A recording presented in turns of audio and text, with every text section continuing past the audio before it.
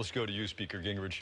Recently, Dr. Paul referred to you as a chicken hawk because you didn't serve. Given what you just heard Governor Perry say about understanding the military and Dr. Paul's comments, how do you respond? Well, Dr. Paul makes a lot of comments. It's part of his style. My father served 27 years in the Army in World War II, Korea, and Vietnam. I grew up in a military family moving around the world. Since 1979, I have spent 32 years working, starting with the Army's Training and Doctrine Command. I was the longest-serving teacher in the senior military for 23 years. I served in the Defense Policy Board.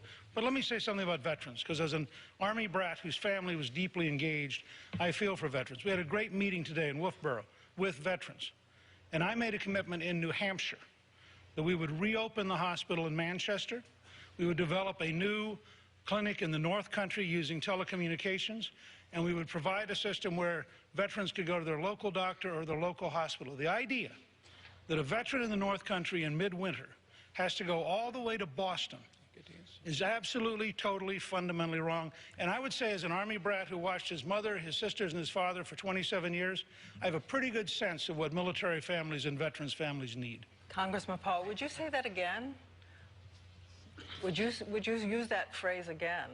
Yeah, I think people who don't serve when they could and they get 3 or 4 or even 5 deferments they have no right to send our kids off to war and not be even against the wars that we have. I'm trying to stop the wars, but at least, you know, I went when they called me up.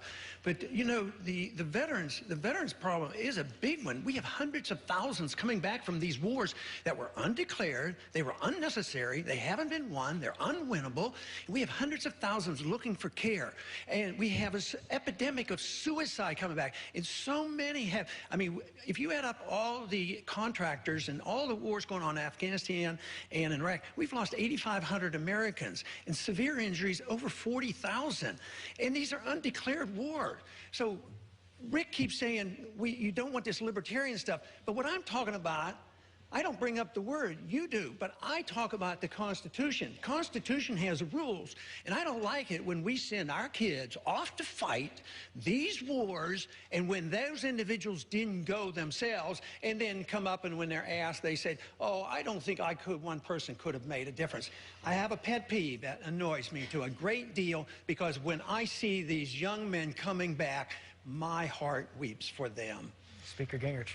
Well, Dr. Paul has a long history of saying things that are inaccurate and false. The fact is, I never asked for deferment. I was married with a child. It was never a question. My father was, in fact, serving in Vietnam in the Mekong Delta at the time he's referring to. I think I have a pretty good idea of what it's like as a family to worry about your father getting killed, and I personally resent the kind of comments and aspersions he routinely makes without accurate information and then just slurs people with. I need one quick follow-up. When I was drafting, I was married and had 2 kids, and I went. I wasn't eligible for the draft. I wasn't eligible for the draft.